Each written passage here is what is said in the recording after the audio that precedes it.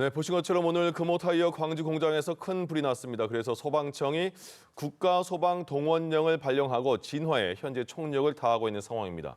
자, 그런데 공장 내부에 가연성 물질이 많아서 진화에 어려움을 겪고 있는 상황인데 전문가 연결해서 자세한 소식 들어보겠습니다. 자, 이영주 경일대 소방방재학부 교수 연결해 보겠습니다. 교수님 나와 계시죠? 예, 안녕하십니까. 예. 오늘 아침 7시 11분쯤 불이 났는데 지금 김경인 기자 기사를 보신 것처럼 계속해서 불에 타고 있습니다. 국가소방동원령까지 내려졌다. 지금 이 동원령은 언제 내려지는 것이며 지금 상황은 어떻게 봐야 됩니까? 예, 동원령이 지금 발생한 상황들로 본다 그러면 예. 화재 상황이 굉장히 좀 심각한 상황이다 이렇게 볼 수는 있을 텐데요. 예. 근데 실제로 심각한 상황은 사실 인명 피해로 봤을 때는 부상자 1명, 또 그리고 실제로 소방대원이 2명 정도로 인명 피해는 그렇게 크지는 않습니다. 다만 앞서 설명드린 대로 타이어 공장에 가연물도 워낙에 많고 화재가 강하게 형성이 되면서 지금 제2공장 화재가 발생한 공장 자체는 거의 한 70% 정도는 소실이 되는 이런 상황이고요. 예. 계속 화재가 확대되고 있는 이런 상황이다 보니까요. 지금 국가동원령을 오후에 이제 바로 발령을 해서 예. 지금 현재 지금 동원이 되고 있는 그런 상황이다 이렇게 보겠습니다. 그래서 화재 인명 피해보다는 주변 지역으로의 확대라든지 또 화재 피해가 더 커지는 것들을 막기 위해서 신속한 진압이라든지 대응이 필요해서 국가소방동원령을 발령한 것으로 보입니다. 예. 국가소방동원령이라는 거는 어떤 거예요? 전국에 있는 소방력들을 다 동원할 수 있는, 그래서 이제 소방청장의 지휘 아래 이런 것들이 필요한 인력과 장비들을 동원할 수 있는 이런 체계라고 보시면 되는데요. 예. 실제로 이제 화재 같은 경우 화재 대응 단계가 1단계, 2단계, 3단계 이런 식으로 나눠져 있어서 그 지역의 소방서, 관할 소방서 혹은 또 그 시도의 소방력들을 집중하는 이런 이제 체계로 되어 있는데요. 국가소방동원령이라고 하면 전국에 있는 소방력들을 동원할 수 있는 그런 권한들과 또 지휘에 대한 부분들을 할 수 있게끔 되어 있는 상황이다 이렇게 보시면 되겠습니다. 예. 타이어 공장 화재가 완진까지는 며칠 걸릴 거다 이런 예측이 나오는데 타이어 공장이라서 특히 더 진화하는데 불 끄는데 쉽지 않은 건가요?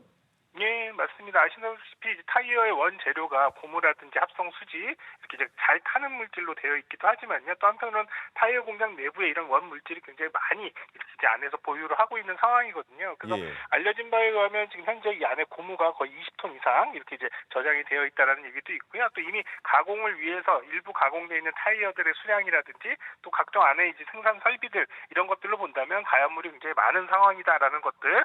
또 하나는 이 공장이 굉장히 좀 지어진 지 오래됐거든요. 예. 그러다 보면 공장의 이제 주 벽체 이제 패널들이 소위 샌드위치 패널이라고 하는 지금은 안 그렇습니다만 이 건물이 지어질 당시 4, 50년 전에는 이 샌드위치 패널의 안쪽에 심재 부분이 대부분 가연성 있는 재료로 되어 있기 때문에요. 화재가 벽체에 이런 가연성인 재료에 옮겨 붙었을 때 화재 위험성, 그 안에 이제 여러 가지 그 타이어를 생산하는 이런 필요로 하는 이런 원물질들이 많다. 이런 것들은 화재가 굉장히 강하게 형성되는 이런 위험 상황이다 이렇게 보시면 되겠습니다. 예. 부상자도 아까 말씀해 주신 것처럼 화재 진압 소방관 2분이 부상당했고 화상을 입었고 공장 직원은 골절상을 입었습니다. 그러면 지금 저희가 화면으로도 보내드리는데 연기가 굉장히 까맣고 그러면 소방관 분들도 진화할 때 앞도 안 보이실 것 같은데 어떤 방식으로 불길을 잡아야 될까요? 지금 현재 화재가 굉장히 강하게 형성이 되고요. 앞서 말씀드린 이런 다량의 이런 가연물들이 탈 때 또 유독가스라든지 또 이를테면 CO 가스라든지 이런 것들이 굉장히 많이 발생하기 때문에요. 예. 현장 내부에 접근해서 활동하는 것들은 상당히 제약이 많을 겁니다. 그래서 지금 알려진 상황으로 보면은 화재가 거의 상공으로 한 100m 이상 화염이 이제 솟구치는 상황이고요. 예. 또 내부에 진입했을 때 위험성들 때문에 지금 소방대들의 현장 진압, 건물 내로의 진압은 지금 이제 막은 상태라고 합니다. 그래서 지금 안에서 적극적인 진압이 이루어지기 어려운 이런 상황이고요.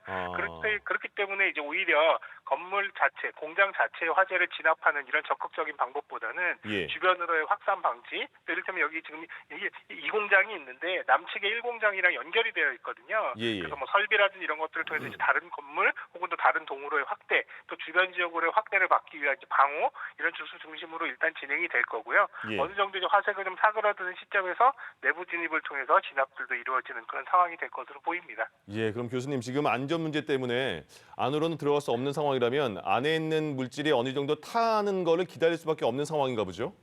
예, 안타깝습니다만 사실은 이런 상황에서 내부로 진입해서 적극적인 진압을 한다는 건 소방대원의 위험, 안전에 대한 부분들을 보장하기 어렵기 때문에요. 일단 어느 정도 연소가 되는 상황들을 조금 더 지켜보는 상황이 될 것 같습니다. 예, 그러면 잠정적인 지금 화재 원인이 정확하게 나오지 않았지만 잠정적인 원인으로 보는 게 타이어를 만드는 과정에서 고무를 예열하다가 알 수 없는 불꽃이 튄 것 같다 이런 얘기가 들려오는데 이렇게 불이 크게 번진 이유는 뭐라고 봐야 될까요?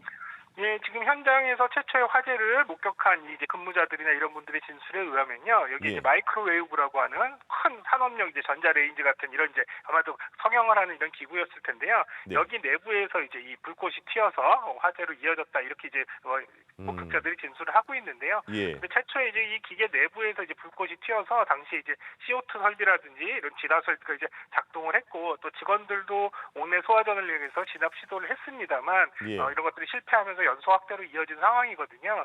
그래서 아마도 이 기기 내부에 이 스파크라든지 불꽃 등으로 인해서 그 안에 이제 이런 가연성 물질 혹은 또 가연성의 유류라든지 이런 것들을 통해서 급속하게 연소 확대가 된 상황들 그러면서 많은 가연물에 옮겨 붙어서 화재가 커진 상황 이렇게 이제 이해가 될 수 있을 것 같습니다. 예, 예.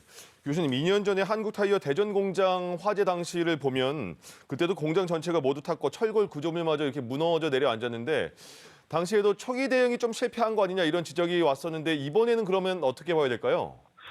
당시에는 실제로 이제 화재에 소방 신고가 한 5분 정도 지연이 됐다라는 조사도 있었고요. 또 예. 현장에 접근해서 진압하는 과정에서 어려움도 상당히 있었는데요. 그래도 어쨌든 간에 뭐 초기 진압이라고 하는 부분 측면에서는 조금 시간이 지연됐습니다만 어쨌든 화재가 확대되고 장시간 오랫동안 이제 이 화재가 이제 이어진 상황으로는 역시 이제 건물도 이번 현장과도 동일하게 뭐 일단 가연물이 굉장히 많았다는 점, 또 노후화된 어떤 시설이라는 이런 측면들도 상당히 많이 작용을 한 걸로 보이거든요. 예. 그래서 한국타이어 공장 같은 경우에 2023년도에 발생한 이 화재 같은 경우에 거의 58시간 정도 이렇게 이제 진화하는데 시간이 걸렸는데요.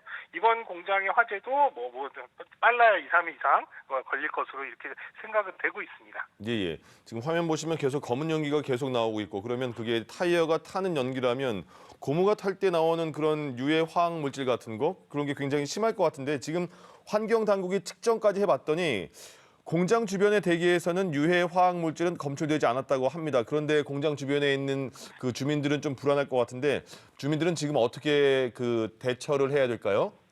예, 주변 분들, 공장 주변에 계신 분들, 또 주거하시는 분들 같은 경우에 좀 걱정이 많이 있으실 텐데요. 기본적으로 발생하는 유독가스 이런 것들은 실제로 이제 직접 흡입했을 때 위험성은 있습니다만 대부분 예. 이제 주거 지역까지 이렇게 연기들이 옮겨가는 과정에서 대부분 확산이 되면서 희석이 되거든요. 그래서 치명적인 어떤 농도 이런 상황들로까지는 이어지진 않을 겁니다. 다만 이제 연소 생성물들이라고 하는 것들이 이제 미세먼지, 초미세먼지화 돼서 이런 것들이 호흡기로 들어갔을 때 장기적으로 이런 것들을 많이 흡입하게 되면 호흡기 질환이라든지 이런 부분들의 우려가 있기 때문에요.